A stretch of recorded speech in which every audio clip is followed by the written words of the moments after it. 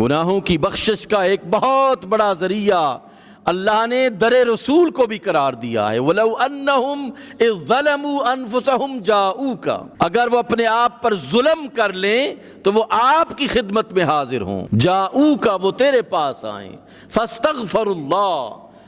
اللہ سے مغفرت طلب کریں،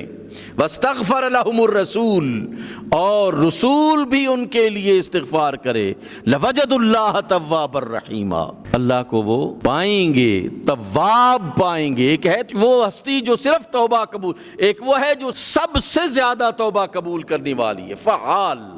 مبالغے کا صیغہ ہے، تواب الرحیمہ، سب سے زیادہ توبہ قبول کرنے والا ہے، سب سے زیادہ رحم فرمانے والا ہے۔ اس لیے دربار خدا اور دربار مصطفیٰ جہاں کہیں بھی انسان کھڑا ہو کر اپنے رب سے مغفرت طلب کرتا ہے، اللہ اسے معاف فرما دیتا ہے۔